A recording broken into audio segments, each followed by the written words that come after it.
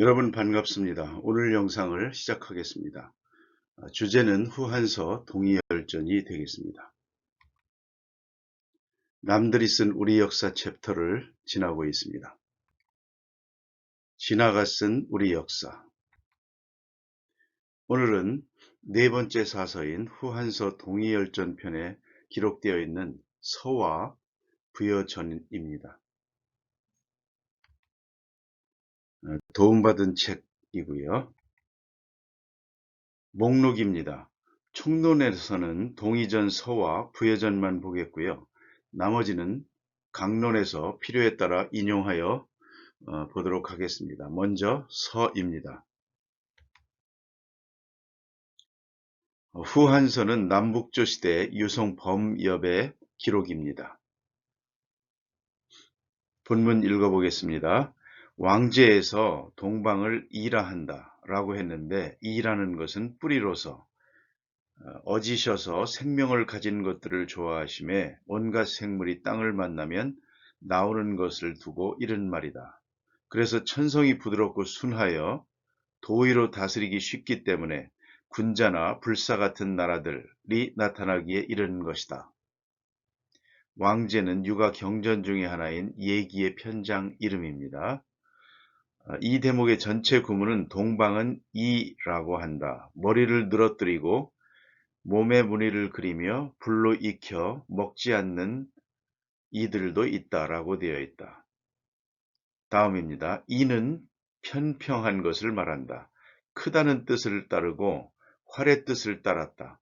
동방의 사람들을 가리킨다.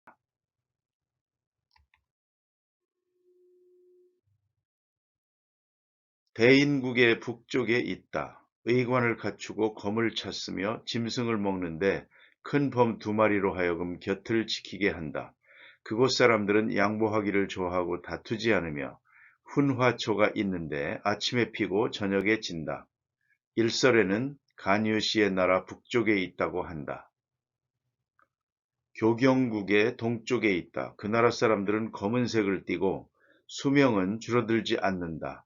일설에는 천담국의 동쪽에 있다고 한다. 그런 내용들이 있습니다. 주로. 다음, 랑야로부터 3만리 떨어져 있다. 산해경에서는 또 불사국 사람들은 교경국 동쪽에 있다. 그 나라 사람들이 검은색을 띠는데 수명이 줄어들지 않는다. 군자국이 백성들은 양보를 잘해서 예로부터 군자국이라고 하였다. 설문해자입니다. 동의는 크다는 뜻을 따르는 것으로 큰 사람을 말한다. 이의 습속은 어질고 어진 이가 장수하다 보니 군자니 불산이 하는 나라들이 있다 하는 주가 있습니다. 두 번째, 이에는 9갈래가 있는데 견이, 우이, 방이, 황이, 백이, 적이, 현이, 풍이, 양이가 그것이다. 그래서 공자도 구이의 땅에 살려고 했던 것이다. 구이, 이 통칭은 공자의 어록을 모아놓은 논어자한에 선생님께서 구이의 땅에 살려고 하셨다에 처음 등장합니다. 정현이 구이는 동방의 오랑캐로 9가지 부류가 있다라고 주석을 붙였고요. 아래쪽 지폐 3입니다. 회동은 말하길 논어 주소에서 구이란 원토, 즉 현토, 낭랑, 고려, 만식, 부유, 색가, 동도, 외인, 천비이다라고 하였다. 생소한 이름들이 많이 있습니다만 향후 연구 과제들이 되겠습니다. 중국의 중앙TV 다큐멘터리에서 소개한 구이 지역입니다. 구이는 보키시의 후예들로 이루어진 불악 집단으로 전해졌다. 오른쪽 그림은 한대 화상석에 그려진 고대 동이불악의 지도자 치우입니다. 상반신은 곰, 하반신은 새의 모습을 하고 쇠뇌, 도끼, 창, 칼로 무장한 전쟁의 신으로 형상화되어 있다. 왼쪽 지도를 보시면요. 이 구이를 동이라고 보고 우리 역사에 포함한다고 하면 제가 그 민족관 우리 역사 유튜브에 채널에 제가 잠재적 영토로 발해만 이북 연해주 흑룡성까지를 잠재적 영토로 그렇게 그림을 그려놨습니다만 이 구이 부분이 현재 산동성에서 그 동해안 일대이죠. 이쪽 평야지대를 우리 역사로 편입을 할 것이냐 말 것이냐 이런 문제가 고민이 됩니다. 이 부분이 분석이 되면 우리의 전체적인 잠재적 영토가 어떻게 될지 바뀔 수가 있을 것입니다. 3번입니다. 옛날 요임금이 희중에게 명령을 내려 우이 땅에 살게 하면서 양곡이라 했는데 아마도 해가 돋는 곳이기 때문이었을 것이다. 하후 시에 태강이 덕을 이루면서 동이 땅 사람들이 비로소 배반하기는 했지만 소강 때 이후로는 대대로 임금들의 교화에 복종하고 마침내 왕실의 아련을 오고 자신들의 음악과 춤을 바치게 되었다. 양곡이란 단어 있습니다. 그에 대한 여러 설들이 있고요. 4번 거리 포악하자 동이들이 안으로 침입해 들어오고 은나라의 탕왕이 천명을 바꾸어 그들을 정벌하여 평정하였다. 중정 때에 이르러 남이가 노략질을 벌이더니 이로부터 때로는 복종하기도 하고 때로는 배반하기도 하면서 300년 넘게 흘러 무울에 이르러 쇠약해지고 동이가 차츰 강성해지더니 마침내 나뉘어져 회수와 대산으로 이주하면서 차츰 중원 땅에 살게 되었다. 남이, 회수, 대산 주의 깊게 봐야 되겠습니다. 강소성 위치입니다. 오른쪽 산동성 아래에 있죠. 전부 현재 동해안에 있습니다. 대륙의 동해안에 있죠. 무왕이 주를 멸망시켰을 때에 이르자 숙신에서 와서 돌로 된 살촉과 자작나무 화살을 바쳤다. 관숙과 채숙이 주나라를 배반하고 동이와 북적을 꼬드겨 불러들이매 주공이 이들을 정벌하면서 마침내 동이를 평정하였다. 강왕 때에도 숙신이 다시 찾아왔다. 그런 내용들이 후한서, 동의전, 동의열전 서에 이렇게 기록이 되어 있습니다. 나중에 서희가 분에 넘치게도 왕을 일컬으며 바로 구의를 거느리고 종주토벌에 나서더니 서쪽으로 황하 상류까지 이르렀다. 모광은 그 세력이 바야흐로 기염을 토하자 동방의 제후를 떼어서 서나라의 언왕으로 하여금 그들을 이끌도록 명령하였다. 서희에 대한 부분이 나오고요. 박물지에 서국의 언왕, 즉 서언왕의 탄생설화는 고구려 시조 추모의 탄생설화와도 유사한 점이 많아서 고대의 난생설화가 동이지역에 보편적으로 전승되었음을 짐작하게 할 수 있다. 라고 되어 있습니다. 서용거가 이르길 예전에 내 선왕 구왕께서 서쪽으로 토벌하여 황하에 이르렀다고 하였다고 한 것이 바로 이것이다. 이 선왕 우리가 눈여겨봐야 될 부분입니다. 이 언왕이 계속해서 나오죠.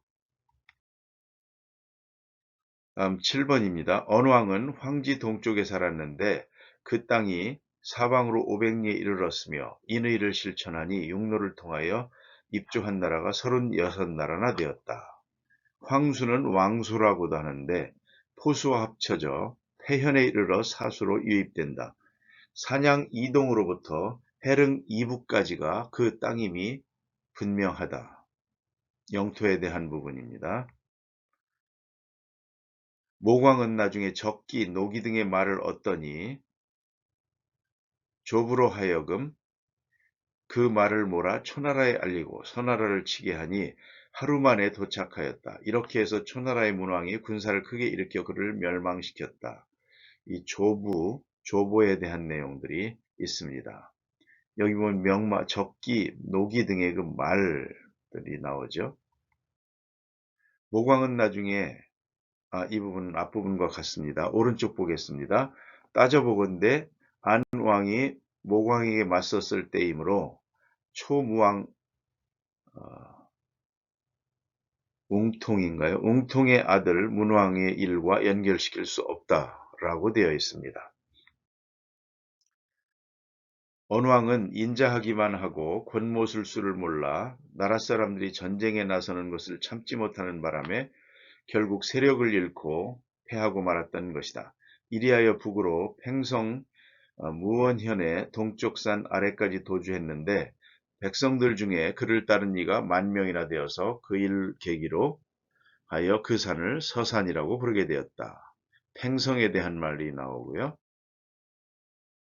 여왕이 무도함에 회의가 중원으로 들어와 노략질을 하니 왕이 객중에게 명령하여 그들을 정벌하게 했으나 이기지 못하였다. 선왕이 또다시 소공에게 명령하여 정벌에 나선 끝에 그들을 평정하였다. 회의 부분입니다. 유왕이 방탕하고 어지러워져 사방의 동의가 번갈아 침범했을 때에는 제 나라의 환공이 폐업을 이루고 나서야 밀원에 물러나게 하였다. 조나라 영왕이 신땅에서 해동했을 때에는 마찬가지로 찾아와서 회명에 참여하였다.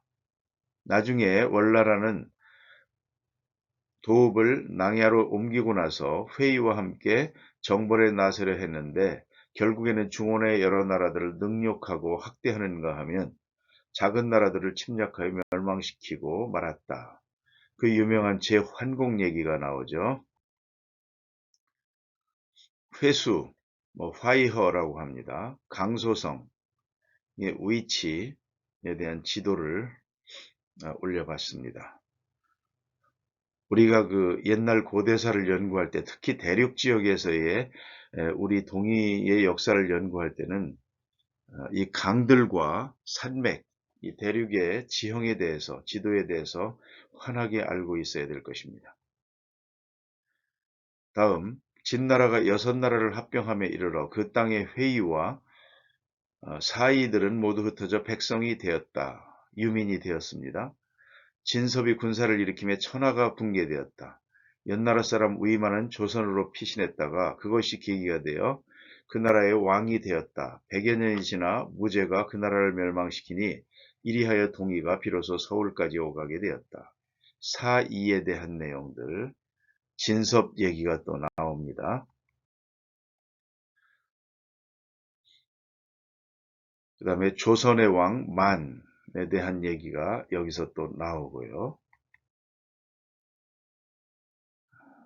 여기서 한 가지 생각해 볼 부분은 노관의 흉노망명과 위만의 조선망명 사이에 인과관계가 존재한다거나 시차가 거의 없이 차례로 발생한 것으로 이해하는 경향이 있는 듯하다.